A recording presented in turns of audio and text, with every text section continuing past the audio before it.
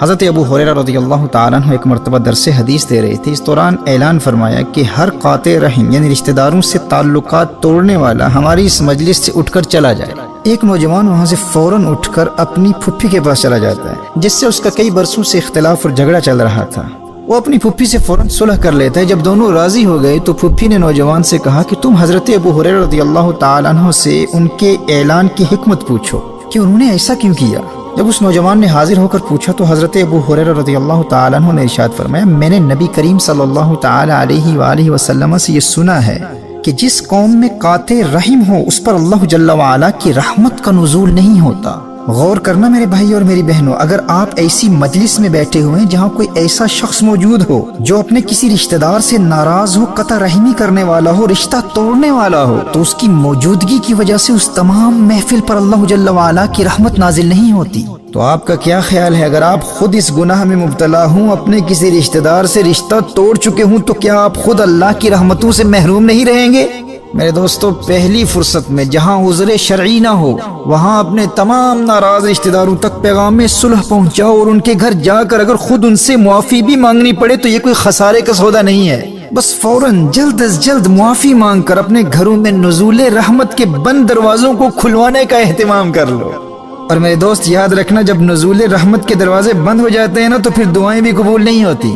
امام طبرانی المعجم الکبیر میں نقل کرتے ہیں کہ ایک مرتبہ حضرت عبداللہ ابن مسعود رضی اللہ تعالیٰ عنہ صبح کے وقت مجلس میں تشریف فرما تھے۔ اعلان کیا کہ میں قاطع رحم کو اللہ کی قسم دیتا ہوں کہ وہ یہاں سے اٹھ کر چلا جائے تاکہ ہم اللہ سے مغفرت کی دعا کر سکیں، کیونکہ قطع رحمی کرنے والے یعنی اپنے رشتہ دار سے رشتہ توڑنے والے پر آسمان کے دروازے بند رہتے ہیں۔ یعنی اگر اپنے کسی رشتہ دار سے ناراض رہنے والا یہاں موجود رہے گا تو اللہ کی رحمت کا نزول نہیں ہوگا، آسمان کے دروازے بند رہیں گے اور ہماری دعائیں قبول نہیں ہوں گی۔ لوگ کہتے ہیں نا کہ پتہ نہیں ہماری دعائیں قبول کیوں نہیں ہوتی۔ آپ کو اندازہ نہیں ہے قطع رحمی کتنا بڑا گناہ ہے۔ اس کی نحوست و وبال ایسا ہے کہ صرف قاطع رحم ہی اس کی زد میں نہیں آتا، جس گھر میں وہ رہتا ہے اور جس محفل میں وہ بیٹھتا ہے اس مجلس پر بھی آسمان کے دروازے بند کر دیے جاتے ہیں، نہ رحمتوں کا نزول ہوتا ہے نہ دعائیں قبول ہوتی ہیں۔ محترم احبہ، ایسی زندگی گزارو کہ عذر شرعی کے علاوہ آپ کے کسی رشتہ دار سے بھی ناراضگی نہ ہو۔ ہر قرابت دار، ہر رشتہ دار سے جتنا جلدی ہو سکے صلح کر لو۔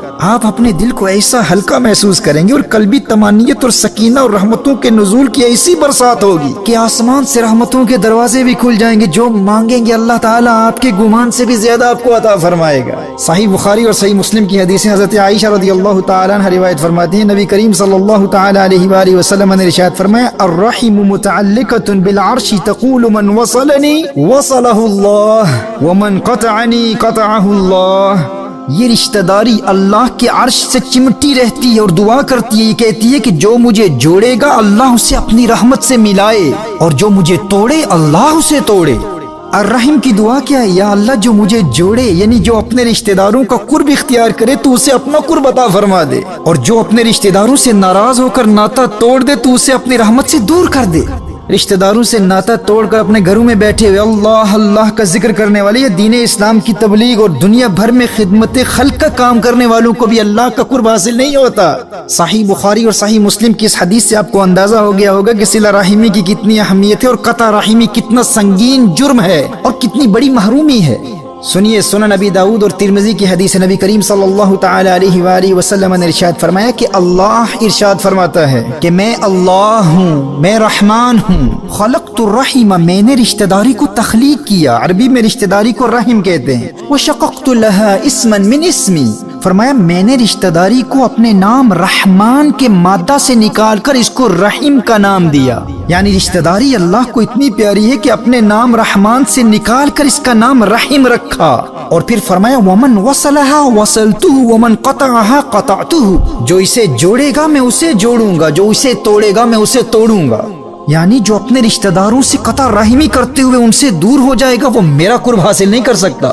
وہ لاکھ عبادتیں کرتا رہے، اللہ اللہ کرتا رہے، روزے رکھتا رہے، خدمت خلق بجا لاتا رہے، صدقات دیتا رہے، تلاوت قرآن میں مشغول رہے، وظائف و اوراد کرتا رہے، نفلی عبادتیں کرتا رہے، قطعتہ، وہ میرا مقرب بندہ نہیں ہو سکتا، کیونکہ رشتہ داروں سے تعلقات توڑنے والے کو میں خود دور کر دیتا ہوں۔ اور فرمایا جو صلہ رحمی کرتے ہوئے رشتہ داروں کا قرب اختیار کرے میں اسے اپنا قرب عطا فرما دیتا ہوں، اپنا بنا لیتا ہوں۔ وصلتہ، جسے اللہ اپنا بنا لے وہی اللہ کا مقرب بندہ ہوا کرتا ہے۔ محترم احبہ، رشتہ داروں کے حقوق اور ان سے تعلقات قائم رکھنے کی اہمیت پر اسلام نے اس قدر زور دیا ہے کہ نبی کریم صلی اللہ تعالی علیہ وآلہ وسلم نے ارشاد فرمایا افضل الصدقات الصدقۃ علی ذی الرحم الکاشح، یعنی سب سے زیادہ ثواب اس رشتہ دار کو صدقہ دینے میں ہے جس کے متعلق آپ جانتے ہیں کہ وہ دل میں آپ کے لیے بغض اور کینہ رکھتا ہے، یعنی جو رشتہ دار آپ سے نفرت کرتا ہے سب سے پہلے اسی کی مدد کیجیے۔ دنیا والوں کو یہ مزاج دیا ہے دلوں کے ملانے والے پیغمبر نے، پیغمبر امن نے، پیغمبر محبت نے، محمد رسول اللہ صلی اللہ تعالی علیہ وآلہ وسلم نے۔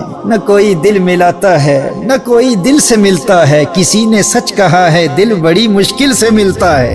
اگرچہ یہ کام مشکل ہے لیکن جو دلوں کے ملانے والے آقا صلی اللہ علیہ وآلہ وسلم سے پیار کرتا ہے پھر وہ دلوں کو ملانے کا کام کرتا ہے، وہ توڑنے کا نہیں جوڑنے کا کام کرتا ہے۔